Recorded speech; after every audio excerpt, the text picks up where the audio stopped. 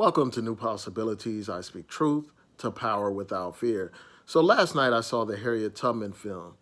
And what I'm going to do is provide a review of the film, share my thoughts about the film, and I want to hear from you. If you saw the film, tell me what you thought about it. Did you enjoy it? Did you not enjoy it? Why or why not? So I look forward to reading your comments. So before I get into this commentary, I want to encourage you all to support my political campaign to become the next Baltimore City Councilman for District 4. You can support my campaign by making donations to the campaign. I'll post a link to my website so that you can make a donation to the campaign. If each one of my subscribers gave $10 to my campaign, I would be highly competitive in this race. And I want to thank those of you who have made donations to the campaign. I truly appreciate it. It will help us make a better Baltimore. It will help us fight for peace and progress in this city.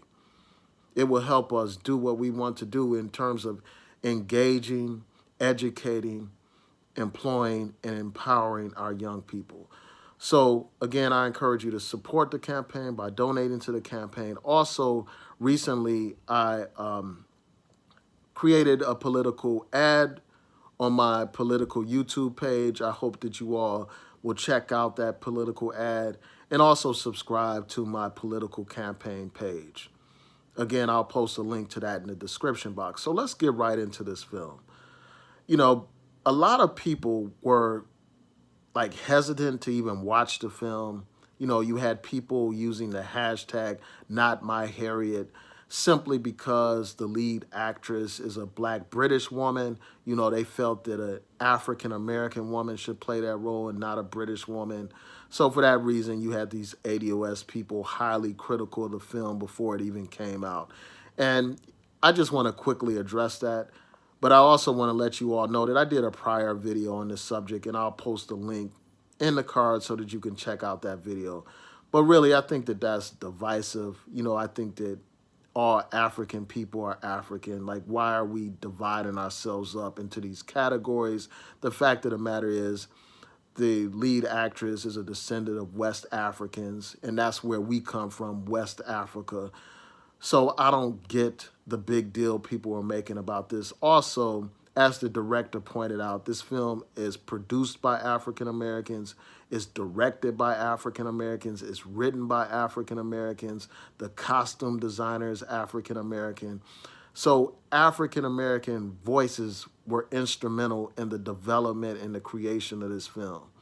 The fact that you have a black British woman playing the role of Harriet Tubman does not diminish the quality of the film or the message of the film at all. So I think that that's much to do about nothing. Instead of attacking African people, we all need to be uniting with each other around common interests and a common agenda.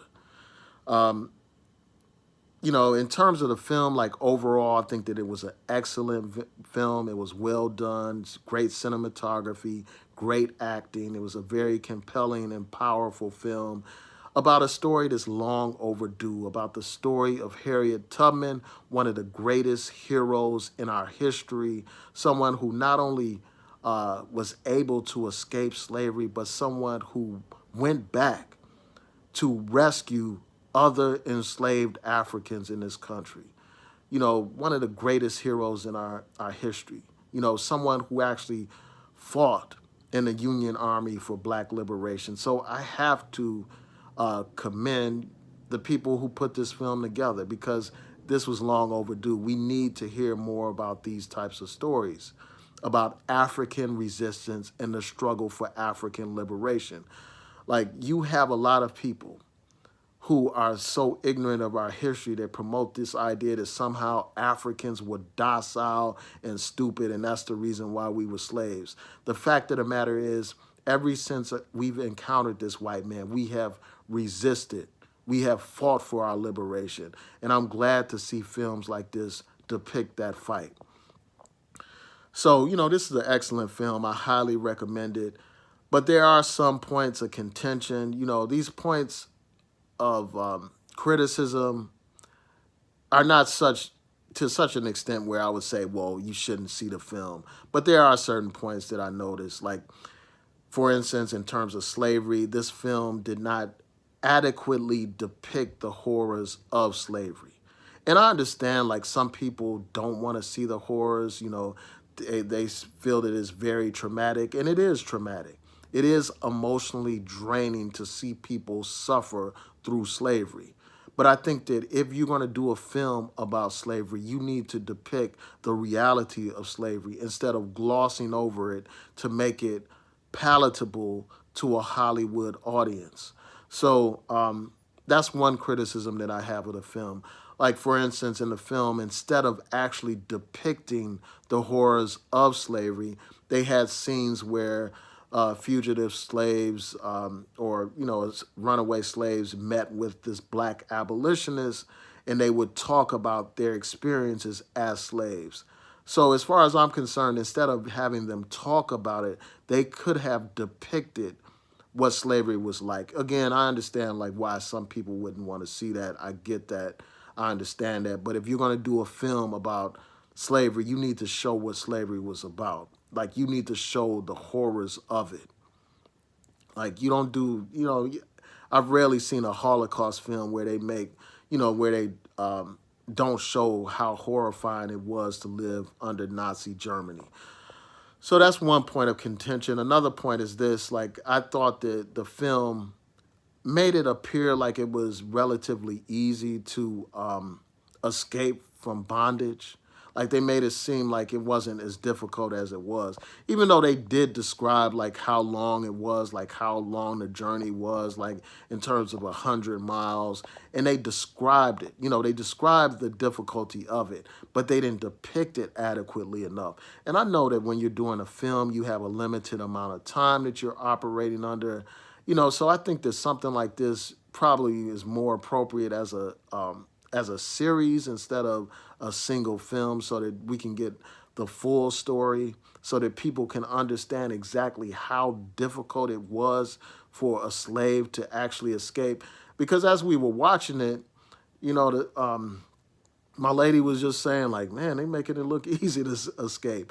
And I think that that was a valid critique of the film. Like, they didn't show enough about how truly difficult it was to escape.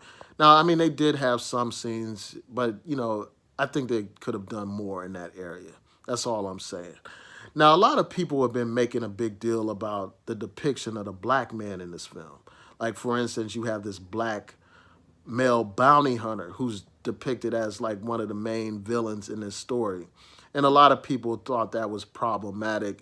Also, you have Harriet Tubman's husband who went ahead and married another woman. Like, Harriet Tubman initially went back to rescue her husband, but she found out that he had remarried and all that kind of stuff.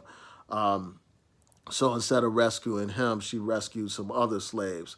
So a lot of people have said, well, the image of the black man was bad in this film, so that's a reason why people shouldn't support this film. Why did they have a black male villain? Why did they create this fictional black male bounty hunter in the film? So that's one thing that people have criticized. And I think that there is some legitimacy to criticizing the creation of this black villain, like given the fact that the white man was the primary villain, the white man is the creator of the institution of slavery, the white man was her slave master and the slave master of all the slaves. So I understand that criticism. Why create this fictional character? But at the same time, we have to deal with the reality that you had Sambo-type characters, real-life Sambos during slavery. You had black people who were the house Negroes that Malcolm X talked about, black people who would gladly do the bidding of the white man, beating black people, committing all kinds of atrocities against black people. So let's not pretend like black people weren't involved to some degree in the enslavement of other black people, in the oppression of other black people. We have to remember that even some Africans on the continent collaborated with the slave master to help enslave us. Some of them did.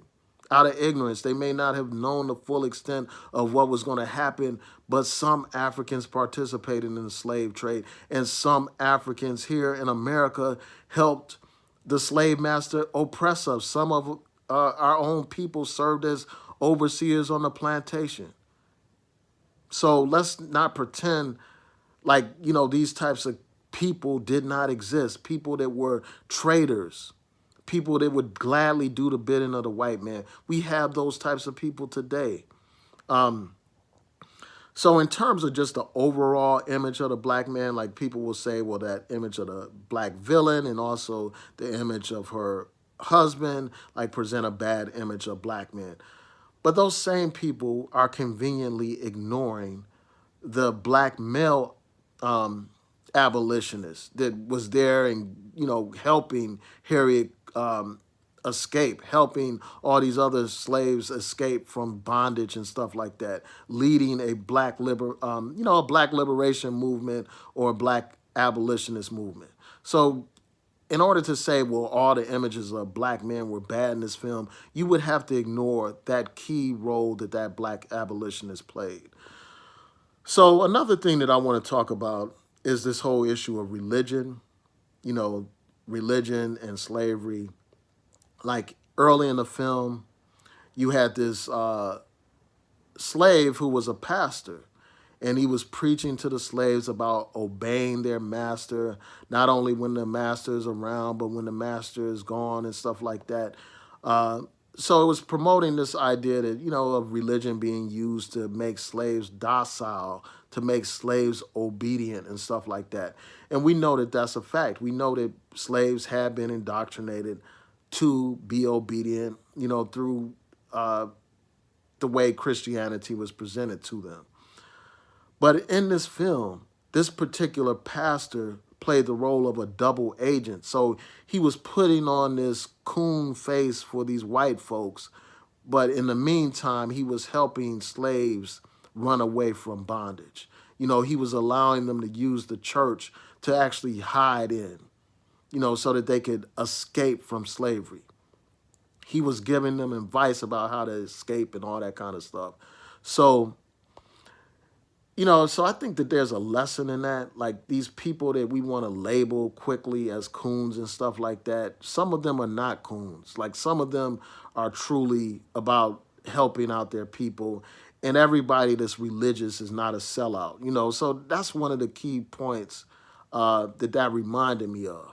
And also when you look at the example of Harriet Tubman, in this film, it depicts her as being inspired by her faith, by her belief in God.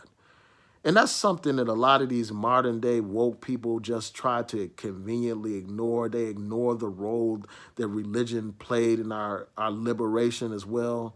The role that religion played, for instance, in the mind of a brother like Marcus Garvey, in the minds of people like Elijah Muhammad, Malcolm X, and Harriet Tubman, and Nat Turner, inspired by their faith to resist oppression.